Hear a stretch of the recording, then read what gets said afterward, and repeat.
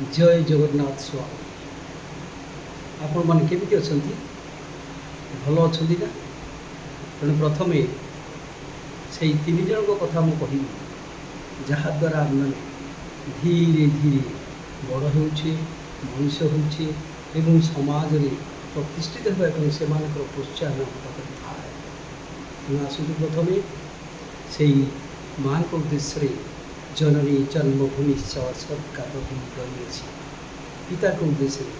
पिता स्वर्ग पिता धर्म पिता ही परम तप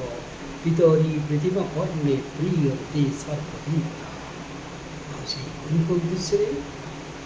गुरु ब्रह्मा गुरु विष्णु गुरु देव महेश्वर गुरु साक्षात परम ब्रह्म तस्मै श्री गुरु। तेणु मोर आज गोटे कहवा कथा है गुरु को सेवा जी करी जी भक्ति करी जीवन में निश्चय बड़ से मु दुई दिन तले मोर गाँ पाखे जड़े प्रधान शिक्षक अवसर सभा आयोजित होता से सभार उपस्थित होती एवं आश्चर्य हली सतरे से शिक्षक के महान एवं जार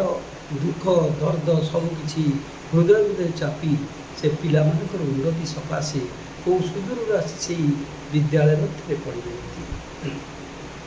तेणु आसतु मोर परिकल्पित गोटे गल्प से शिक्षक आउ शिष्य मध्य कथोपकथन। तेणु हठात शिक्षक से दिन समस्त शिक्षक को गोटे शिष्य परीक्षा करने से स्थान से बसी और श्रेणीगृह जनक पर जड़े पचारि चलती शिक्षक अरे बाबू तू पाठ पढ़ु भविष्य लक्ष्य कौन किए कहे मु डाक्तर हेबी तो किए कहे मु इंजीनियर हेबी किए कहे मु बड़ समाज सेवक हेबी आउ किए कहे मु ये समाज रे गोटे लेखक साजिबी कवि साजिबी एवं विभिन्न मंतव्य प्रदान करते किंतु हठात श्रेणी में होता प्रथम पिला राम को शिक्षक निकट को डाकती और पचारती बाबूरे समस्त तो निज निजर लक्ष्य उद्देश्य कहीगले एवं तुमर कौन लक्ष्य कह अच्छा मु भावुची तमें बोधे डाक्तर हे शिष्यटी मुंड टुगारा कहले नाई सार शिक्षक पुणी कहले ताल तुम इंजीनियर हो पुणी शिष्यटी उत्तर देला नाई सार शिक्षक आश्चर्य हो पुणी आउ थे पचारे ताल तुम्हें बड़ समाज सेवक हो पुणी से शिष्य जनक नहीं कले शिक्षक मन में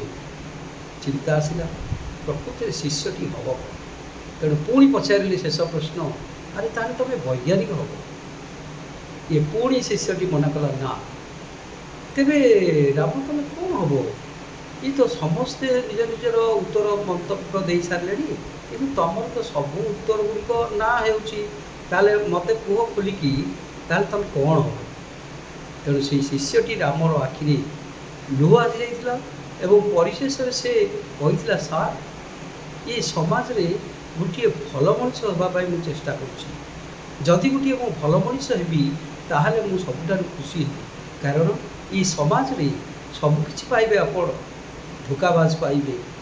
ठक पाइबे प्रबंश पाइबे एवं किए क्या मुंडे गोड़ दे ऊपर को उठिला तो किए निज भाई को निज जमीन हत्या कर सारे तेणु ये सब मोर दरकार नहीं सार मु केवल गोटे समाज रे भल मनीष हाँपाई चेष्टा कर शिक्षक हसीदे पाखक आसिले एवं कोड़े कहले वाह तबे प्रकृत में वास्तव में भविष्य जड़े भल छात्र और भल मनीष हवा हम यही आशा यही उत्तर तुम ठार चाहूँ धन्यवाद। तेणु आपण मानक केमती लगी यही छोटिया स्टोरी मध्यम एक्चुअली आम ये समाज मध्य सब प्रकार लोक देखिपर कि गोटे भल मनीष पाइबा गोटे भल बंधु पाइबा केवे भी संभव नुहे। तेणु आपण मानक नमस्कार एति रोचे पुणी देखा आउ गोटे अध्याय नूतन अध्याय नूतन सृष्टि नूतन समाज रे घटुवा घटनावली एवं तार प्रतिकार विषय। धन्यवाद।